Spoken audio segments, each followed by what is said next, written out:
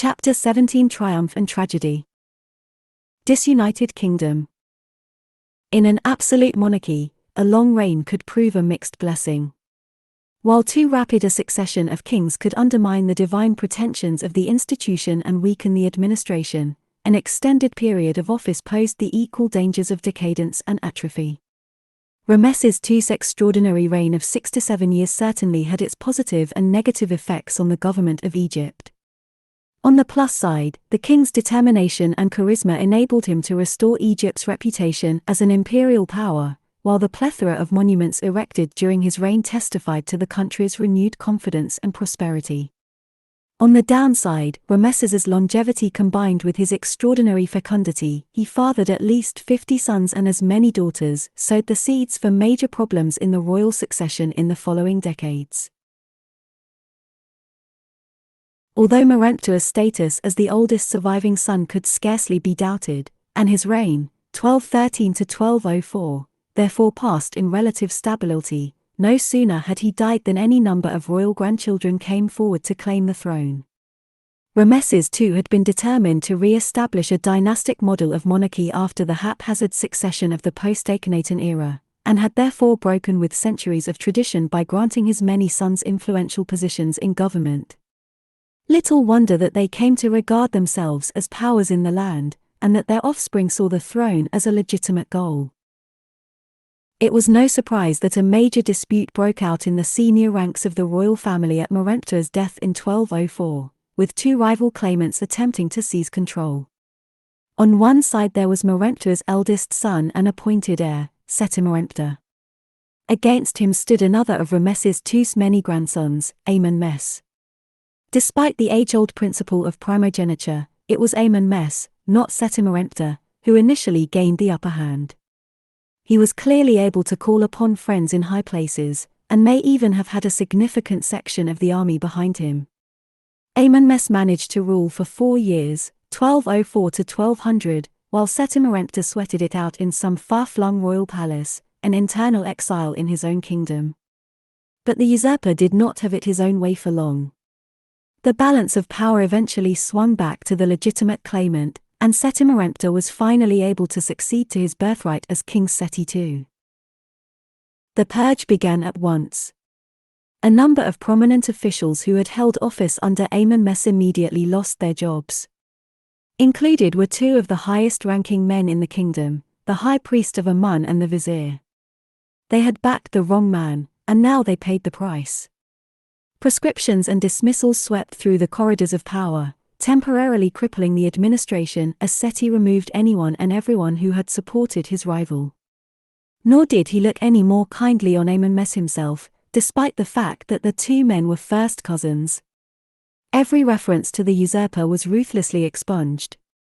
On statues and temple reliefs, the name of Amenmes was excised and replaced with that of Seti. Since a lasting name ensured immortality, the opposite spelled annihilation. For an Egyptian there could be no worse fate. Like his father, Merenptah, before him, Seti II was already an old man when he became king, and he was only too aware that he had but a short time to make his mark. The royal quarrymen, masons, and architects went into overdrive as the king sought to leave his legacy in the sacred landscape of Thebes. On the east bank, at Ipetsut, builders began erecting a 3-chambered chapel for the sacred bark shrines of Amun, Mut, and Khonsu. It might have been small and insignificant compared to the great columned hall of Seti I and Ramesses II, but it was a monument of sorts, better than nothing. Over on the west bank, the workmen in the Valley of the Kings had never known such a fever of activity as they set to work excavating and decorating not 1 but 3 tombs simultaneously, one for Seti, one for his wife Tewasrit, and one for his favored chancellor, Bey. With no expansion in the workforce, the pressure was immense, and the valley echoed non-stop with the chisels, shouts, and expletives of the men. It is not surprising that the workmanship was distinctly shoddy. Time was not on Seti's side. After just 2 years on his hard-won throne, he went the way of his father and grandfather before him, to join the royal ancestors in the glorious afterlife. His intended heir, a second Seti Merenptah, was either already dead or unable to assert his rights to the succession.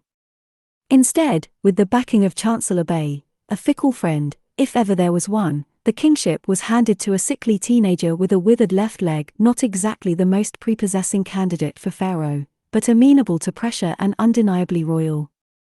For Egypt's new monarch, Siptah, was none other than the surviving son of the usurper Amenmess. During Seti II's brief reign, Bey had acted the loyal lieutenant with consummate skill, winning promotion from royal scribe to chancellor, and the rare honor of a tomb in the royal necropolis. It was quite an achievement for any commoner, let alone an outsider of Syrian extraction. Yet, before Seti's mummy had even been laid to rest, Bey switched allegiance to support the polio-stricken son and heir of Seti's arch-nemesis. It was the cruelest betrayal. The kingmaker boasted in public that he established the king on his father's seat, when in reality, Bey's only concern was feathering his own nest. The new king was still underage, so a regency council had to be established. For purposes of legitimacy, it was headed by Seti II's widow Tewasret, but, not very far behind the scenes, Bey pulled the strings. In the 5th year of the regency, 1193, Tewasret took her revenge. Adopting full kingly titles, as Hatshepsut had done 280 years earlier, she mobilized her band of supporters at court and made her move against Bey. His fall from grace was swift and absolute. He was executed for treason and his name was officially proscribed, so denying him eternal life. Official documents referred to him instead as the great enemy to, or, sarcastically, as the parvenu from Syria. 3 years later, his protégé, Siptah, was conveniently dead, too. With her enemies deprived of their last rallying point, Tewasret launched a full-scale persecution of the puppet king's memory. Siptah's names were erased from his royal tomb, and from hers, to be replaced by those of her late husband, Seti II. The triumph of Merenptah's heirs was complete. But it was a Pyrrhic victory. Egypt had been rocked by more than a decade of internecine fighting among Ramesses II's descendants. The country had been unsettled and undermined by coup and counter-coup, purge and counter-purge.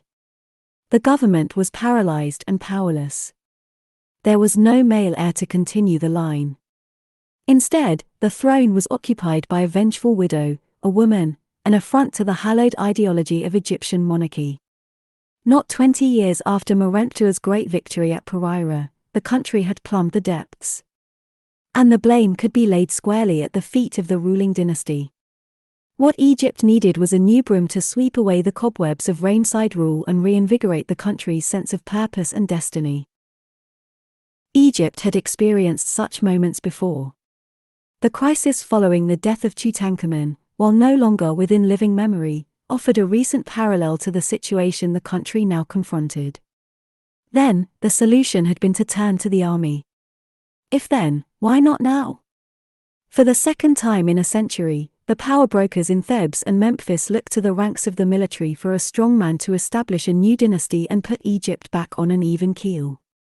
The candidate they chose fit the bill perfectly. An army commander, responsible for garrison troops, he had exactly the training and background for a successful soldier pharaoh. He already had a son, also in the army, and hence offered dynastic continuity. Even his name, Sethnacht, Seth is victorious, seemed tailor-made. He did not disappoint. Marshalling his forces in 1190, Sethnacht set out to restore order and crush all opposition. Within a matter of months, the military coup was complete. There was no enemy of His Majesty left in any land, for to set the seal on his triumph, he launched a barrage of propaganda to match his martial prowess. On a victory monument erected at Abu, Egypt's traditional southern border, Sethnacht conjured up a bleak picture of life before his arrival on the scene. This land was in desolation. Egypt had strayed from its trust in God. 5. The account went further, alleging a conspiracy by unnamed Egyptian authorities to take over the country with Asiatic help. This veiled reference to Bey played to the Egyptians' oldest and strongest prejudice, their hatred and suspicion of foreigners. Sethnacht was thus able to present himself not as a military thug but as a national savior, whom the supreme deity had chosen above millions, ignoring hundreds of thousands ahead of him. 6. Like Horam before him, Seth had his immediate predecessors airbrushed from history. The party line presented him as the legitimate successor of Seti II. It was a sleight of hand, a careful distortion of the truth worthy of a great pharaoh. Although he was already well past middle age, Seth did not need to worry about his legacy. His son and heir, another Ramesses no less, would see to that. When Ramesses III succeeded as king in 1187, he consciously modeled himself on his great namesake, adopting all the names and royal titles of the victor of Kadesh. He even gave his sons the same names and positions at court as Ramesses II's sons. And he ordered work to begin on a great mortuary temple in western Thebes, in the mold of the Ramesseum. For officials and ordinary Egyptians alike, it must have seemed like a new dawn, a return to the glorious days of Ozymandias. History was indeed about to repeat itself, but in a way that Ramesses III neither desired nor expected. Fight for survival. In the early years of Ramesses III's reign, worrying news began to reach Egypt from the pharaoh's emissaries in the Near East.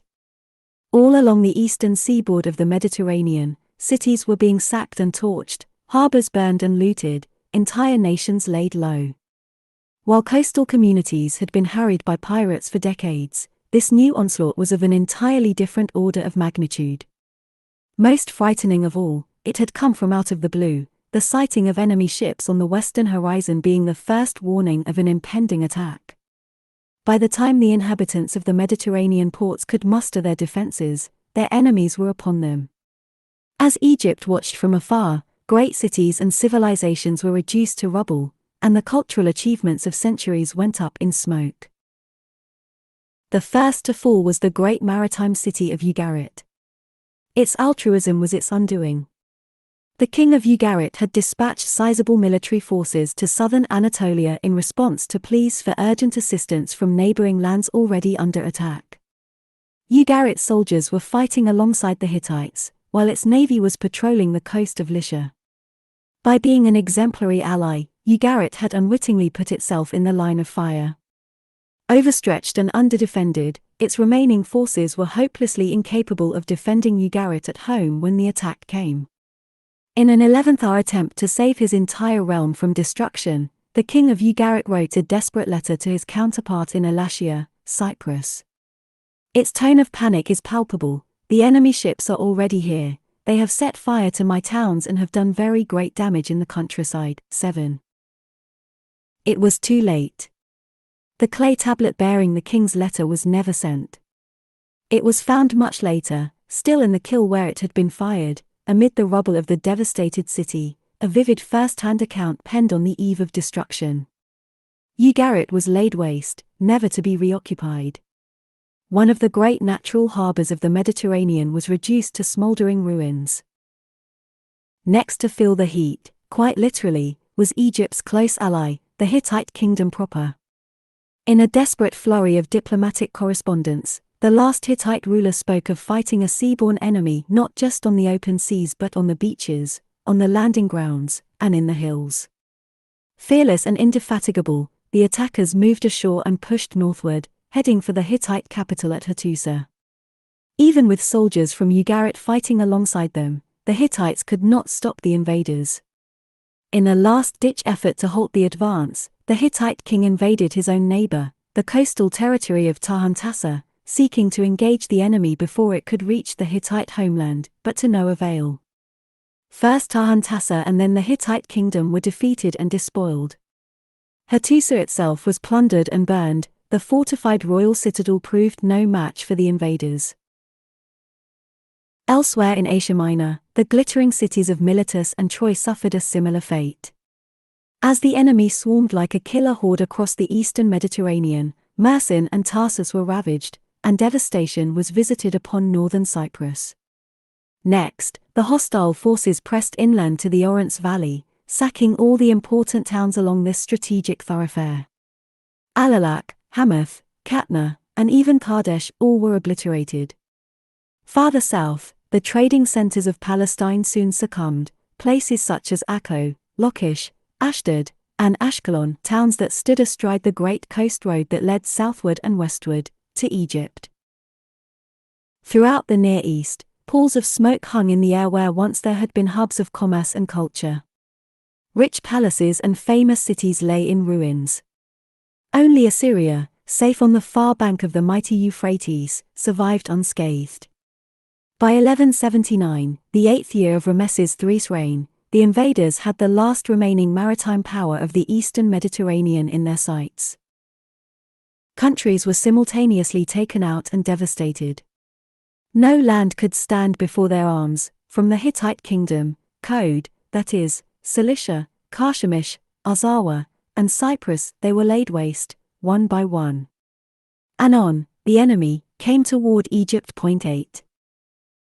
By now, the pharaoh's advisors were well acquainted with the enemy.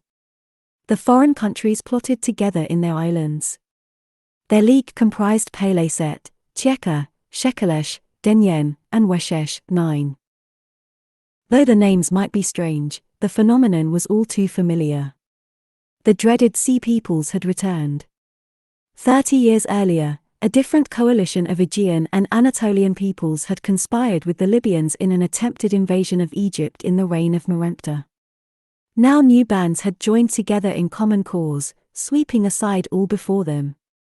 Driven from their homelands, unknown, but possibly the western Mediterranean or Anatolia, by drought, famine, and the desire for a better life, and possessed of a fierce and warlike nature, the Sea Peoples had proved an unstoppable force as they moved steadily southward and eastward, along the Aegean and Mediterranean coasts of Asia Minor, and down the coast of the Near East toward the Sinai and the Nile Delta. Alongside battalions of well-armed, and armored, soldiers came women and children in ox-drawn carts, carrying their meager possessions with them. This was a mass migration by desperate and determined people. So far, no city or state had been able to resist.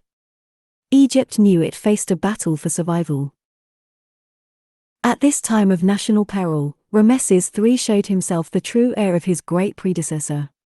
As soon as he learned of the impending land invasion that was heading toward Egypt from southern Palestine, he sent orders to the frontier fortresses of the eastern delta to stand firm until reinforcements arrived. Troops were mobilized throughout the country. Their orders were to converge on the eastern border and repel the invaders.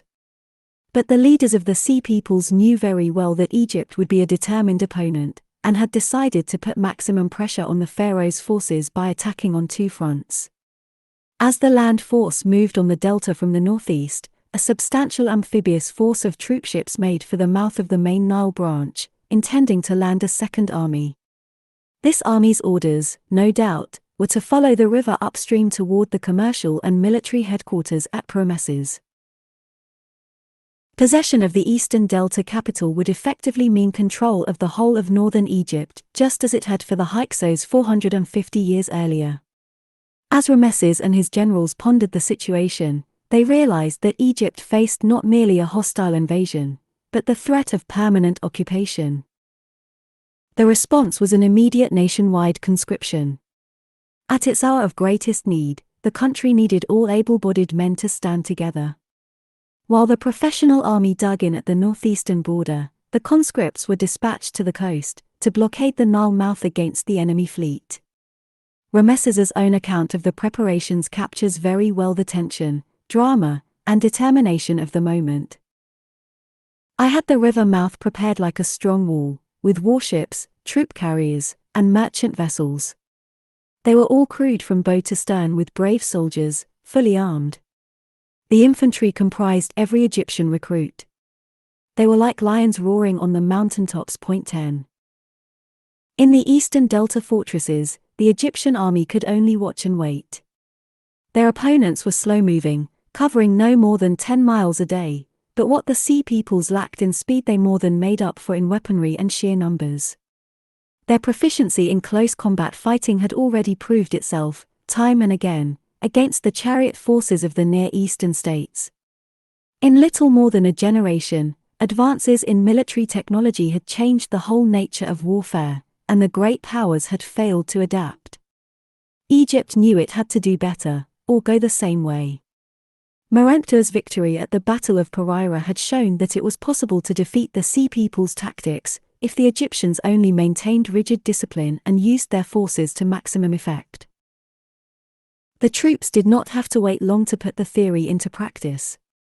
As the dust cloud on the horizon grew in intensity, the enemy came into view, a sheer wall of people, hundreds deep, moving inexorably toward the Egyptian border. The moment of truth had arrived. The documentary sources are strangely silent on the details of the land battle, recording only the bald fact that the invasion was defeated. Perhaps the Egyptian losses were simply too heavy to acknowledge publicly. Certainly, the effort involved in repelling the invaders was stupendous. By contrast, the naval battle off the Mediterranean coast seems to have gone Egypt's way from the start, and provided a much more fitting subject for the official war record. The Sea People's Armada, comprising troop carriers rather than warships, had no long-range weapons to pitch against the Egyptian archers on the shore. The Pharaoh's generals knew this was their trump card, and realized that if they could only force the enemy inshore, within range, but prevent any landings, victory might be possible. But if just a single troopship managed to break through and disembark its warriors on Egyptian soil, then the tide might turn very quickly. The Sea People's Werner Foreman Archive.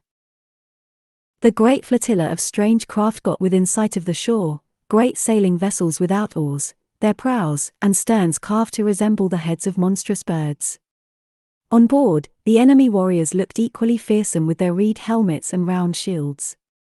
The Egyptians saw, among the massed ranks of Peleset, Tcheka, Denyen, and Weshesh, a more recognizable opponent, the ubiquitous and treacherous Shiaden, with their distinctive horned helmets.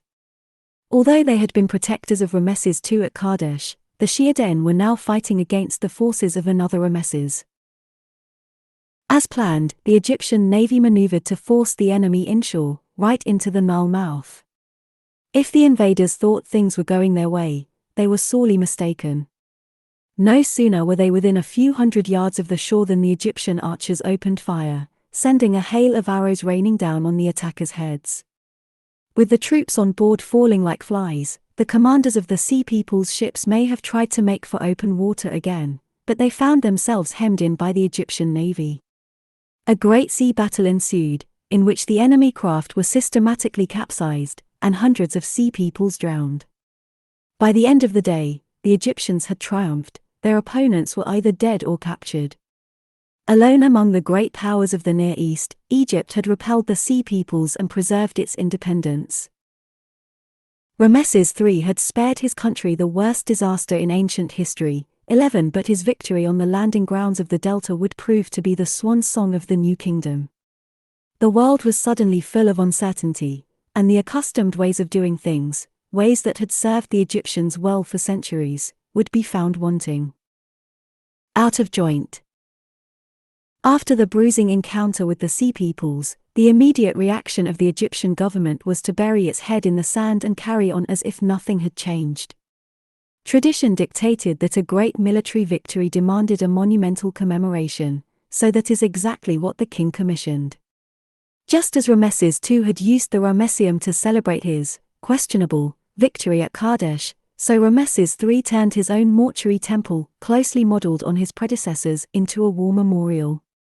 In the mansion of millions of years of King Ramesses, united with eternity in the estate of Amun, known today as Medinet Habu, the entire northern wall of the temple was carved with a vast tableau depicting the land and sea battles against the Sea Peoples. So Egypt's last great royal monument commemorated the country's last great military victory. Buoyed up by the completion of so grand an edifice, in 1172, Ramesses III ordered the nationwide temple inspection that he had originally planned a decade earlier.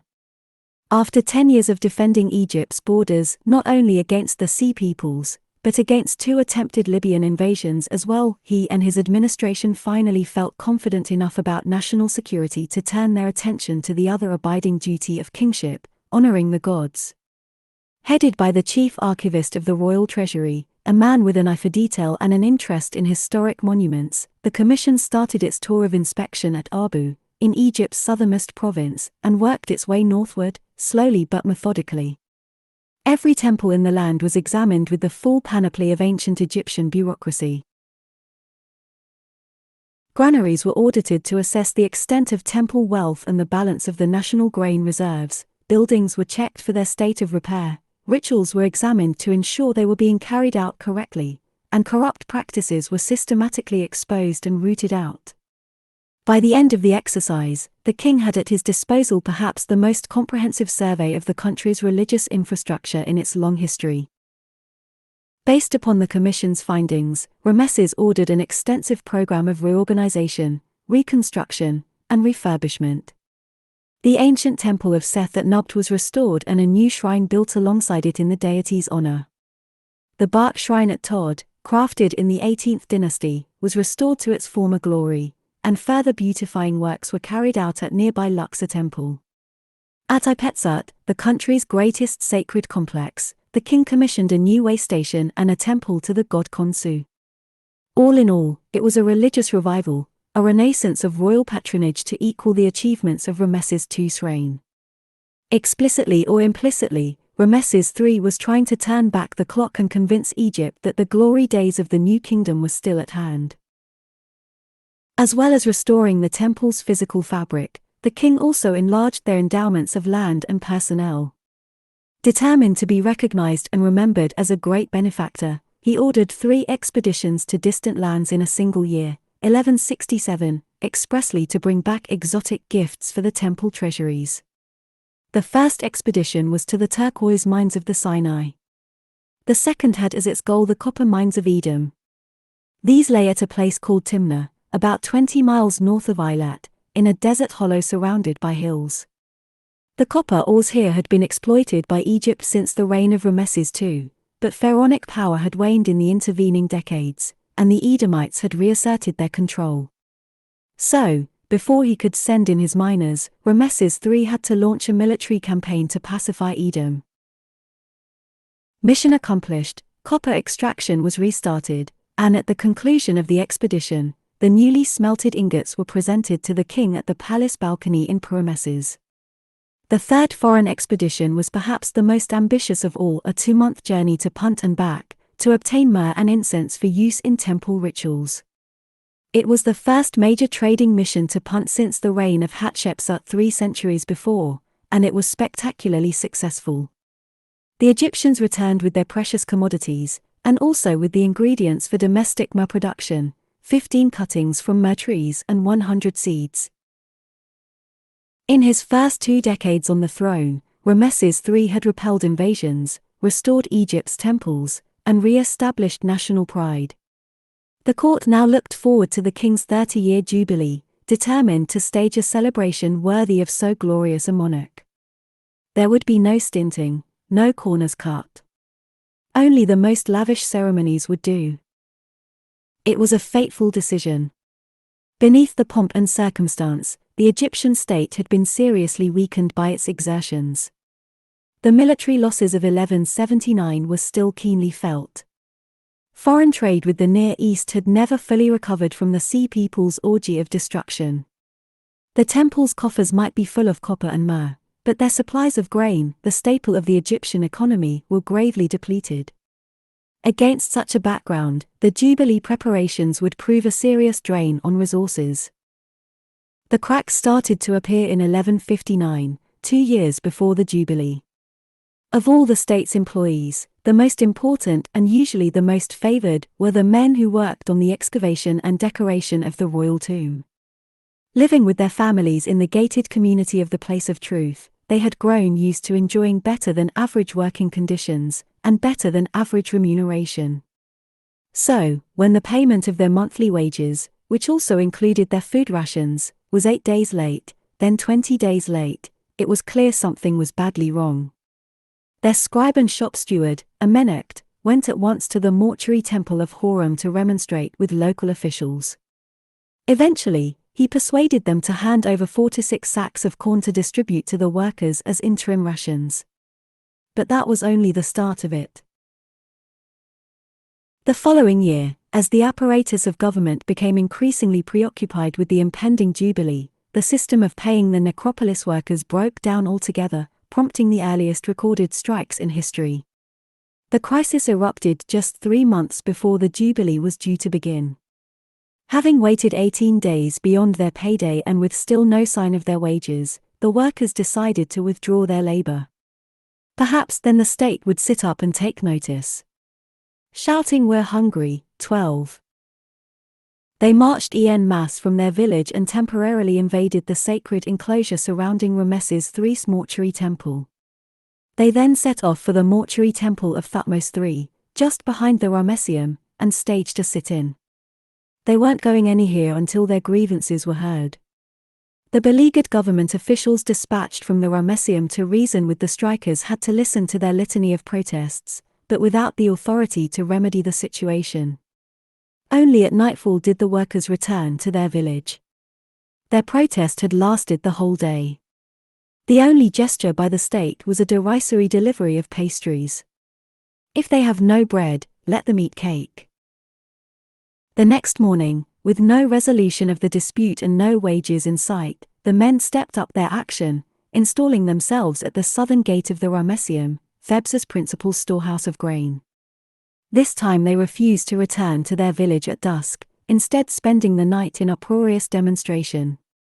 At dawn, a few plucky souls broke into the temple itself, hoping to persuade the authorities to give them their dues. The crisis was getting out of hand. Panicked by the angry workers in their midst, the temple administrators called the chief of police, Montiums, who ordered the men to leave immediately. They refused. Unable or unwilling to assert his authority, Montiums was forced to withdraw, tail between his legs, to consult his boss, the mayor of Thebes. When he returned some hours later, he found the workers deep in negotiations with the priests of the Ramesseum and the local government secretary of Western Thebes. The men's demands were clear. "We have come here out of hunger and thirst. There is no more clothing, no more oil, no more fish, no more vegetables. Send word to the Pharaoh, our good lord, and send word to the vizier, our boss." 13. Mention of the vizier and the Pharaoh clearly unsettled the Theban authorities. If the situation escalated into a national crisis, they knew their jobs and necks would be on the line. So, after several more hours of talking, they capitulated and gave the strikers their overdue rations from the previous month. It helped to diffuse the immediate tension, but the underlying problem had still not been addressed. It was now nearly halfway through the new month, with no sign of the next installment of wages. On day 4 of the dispute, news reached the workers that the mayor of Thebes had crossed over to the West Bank with more provisions. The chief of police pleaded with them to go with their wives and children to the nearby mortuary temple of Seti to await the mayor's arrival. But the strikers were not so easily fobbed off. They had heard such promises before, and had learned not to trust the weasel words of officials. Indeed, it took another 4 days of protests and marches, including one at night, the men's flaming torches lighting up the sky to secure the long overdue rations. Still, the state apparatus proved incapable of carrying out its basic duties. 2 weeks after the first series of disputes, the necropolis workers went on strike again, this time taking their protest to the control point leading to the Valley of the Kings. The authorities were beginning to be seriously shaken by these public demonstrations of disobedience, and put pressure on the community leaders to escort the strikers back to their village. Faced with forcible removal, one of the workmen threatened to damage a royal tomb, regardless of the consequences. The mood was turning ugly. The showdown between workers and state authorities culminated just 2 months before the start of the Jubilee year. Striking for a 4th time, the men marched once more from their village, dismissing the shouted pleadings of their superiors with determined obstinacy. "We won't come back. Tell that to your bosses." 14 This time, they made it clear that their grievances were not just about overdue rations but about the broader failings of the administration. "We have gone on strike, not from hunger but because we have a serious accusation to make. Bad things have been done in this place of Pharaoh." 15. For authorities used to a subservient populace, this was dangerous talk indeed. Yet still the ostrich mentality prevailed at the heart of government. A few weeks later, the vizier himself came to Thebes not to placate the striking workers but to collect cult statues for the imminent Jubilee celebrations. He paid only a fleeting visit to the West Bank and incensed the workers with a small handout from his security chief, provoking yet more demonstrations. When the Jubilee arrived, the authorities' indifference was temporarily put aside in the interests of national unity. Decorum and basic self-interest demanded that the king's big year should pass off without major incident, so the workers were paid on time and in full. But no sooner had the Jubilee passed than the system broke down once more, prompting further, regular strike action. The heart of government was rotten, and the relationship between the state and its workers never fully recovered. Despite the outward show, Egypt's economic vitality and political stability were in serious decline. Treason and Plot.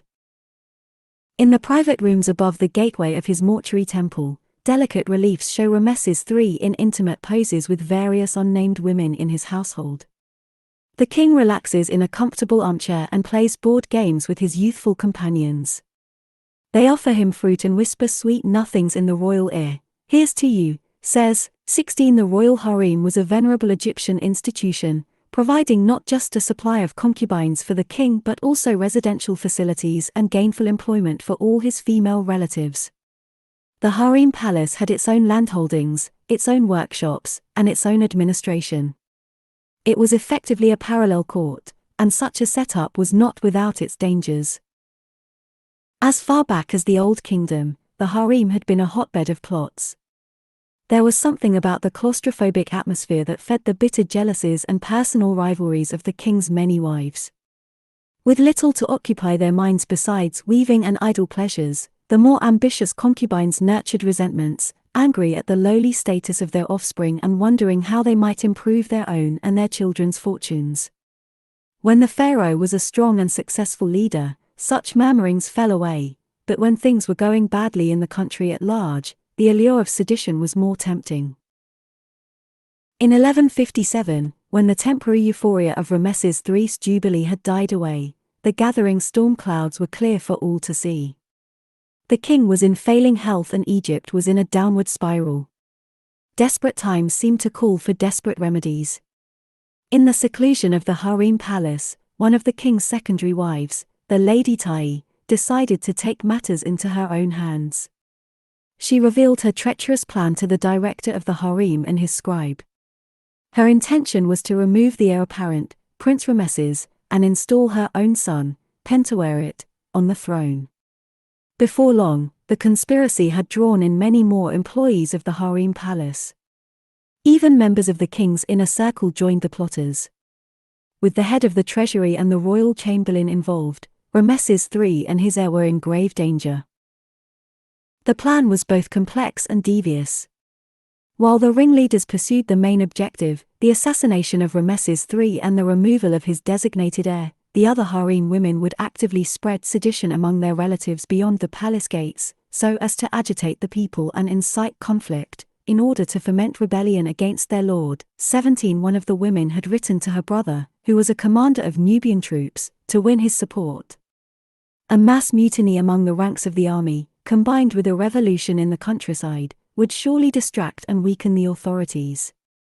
Finally, to give their plot the best chance of success, the conspirators turned to darker means. They enlisted the help of professional magicians, made wax effigies of their opponents, and composed spells designed to paralyze the harem guards.